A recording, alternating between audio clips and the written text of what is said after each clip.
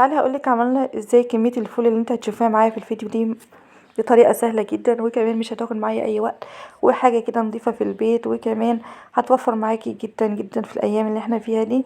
تعالي نشوف ازاي هنعمله، هينفع معاكي في سحور رمضان وفي الفطار كمان لو عايزة تعملي اكلة خفيفة وسريعة كده، فيبقى طبق جميل جدا جدا معاكي على الفطار.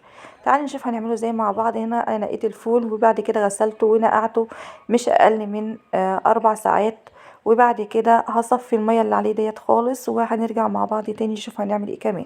جبت حله معايا كده هنزل فيها بالفول اللي انا صفيته من الميه، وهنزل كمان بنص كوبايه من العدس.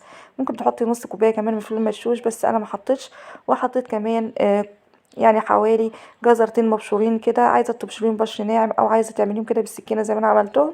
وهحط كمان نص معلقه سكر ومعلقتين خل.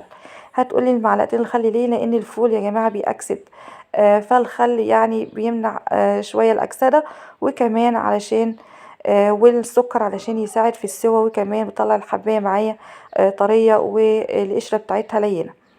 بعد كده هبدأ ان انا احط الحلة على النار واسيبها لما الحلة تغلي كده، وبعد كده هبدأ ان انا بالشكل ده كده يا جماعة. بعد كده هدي النار عليها واسيبها على نار هادية تستوي، مش هياخد معايا بالظبط اكتر من نص. بعد كده بنزله من على النار وبسيبه يبرد خالص.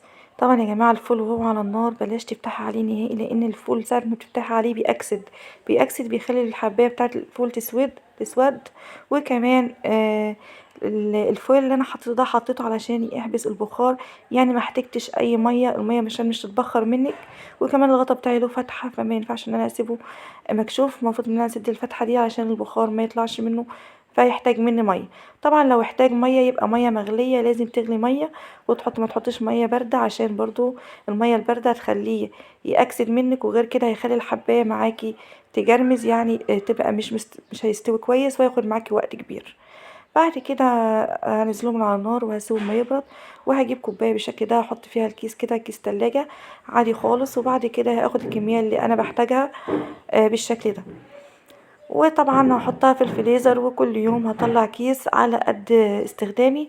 طبعا يا جماعه اللي مش مشترك يشترك ويفعل زر الجرس على الكل، وان كنت مشتركه انزلي اعملي لايك وكومنت جميل زي كده، وان كنت بتتابعيني من على الفيسبوك اعملي فولو ولايك، وجزاك الله خير. طبعا احنا بنحتاج الفول في السحور وده شيء ضروري. طبعا لو انت عندك يعني عايزه تاكله يعني اي حاجه كده خفيفه على الفطار، فبيبقى طبق كمان معاكي، يعني هينفع معاكي في كل الاحوال. اشوفكم في فيديو جديد وفي وصفه جديده، واسيبكم في امان الله، والسلام عليكم ورحمه الله وبركاته.